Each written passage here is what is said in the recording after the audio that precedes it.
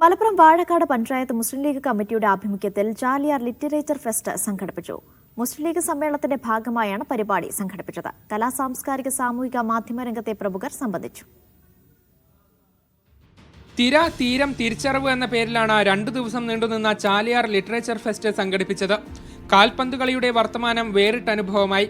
Media 1 news editor PC Saifuddin ചർച്ചകൾ നിയന്ത്രിച്ചു. Chandrika പത്രാധിപർ Kamal Varadoor, KT Ahmed കുട്ടി മാവൂർ, SBT ബഷീർ, സുബൈർ വാഴക്കാട് എന്നിവർ സംസാരിച്ചു. കവിയും സാഹിത്യകാരനുമായ കൽപ്പറ്റ നാരായണൻ പരിപാടി ഉദ്ഘാടനം ചെയ്തു.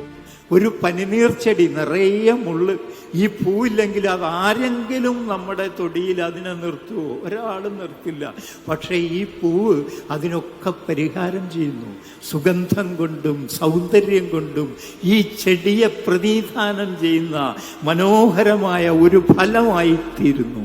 അതുകൊണ്ട് ഒരു എഴുത്തുകാരനെ സംബന്ധിച്ചിടത്തോളം അയാളേക്കാൾ വലുതാണ് അയാളുടെ കൃതി. വൈക്കം മുഹമ്മദ് ബഷീർ മരിച്ചു, പക്ഷെ നമുക്കറിയാം അദ്ദേഹം മരിച്ചതേയില്ല എന്ന്.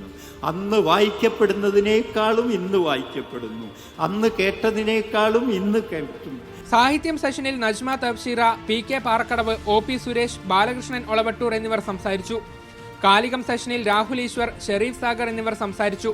കഥ പറയാം സെഷനിൽ PT മുഹമ്മദ്, KM ഷാഫി, മുജീബ് റഹ്മാൻ വാഴക്കാട് എന്നിവർ പങ്കെടുത്തു. തീരം സെഷനിൽ ET മുഹമ്മദ് ബഷീർ MP സംസാരിച്ചു. പ്രമുഖ പരിസ്ഥിതി പ്രവർത്തകനും സഞ്ചാരിയുമായ O ഹമീദ് അലി വാഴക്കാട്, മാപ്പിളപ്പാട്ട് ഗവേഷകൻ ഫൈസൽ എളേറ്റിൽ, നസ്രുള്ള വാഴക്കാട് എന്നിവർ സംബന്ധിച്ചു. മീഡിയ 1 മലപ്പുറം.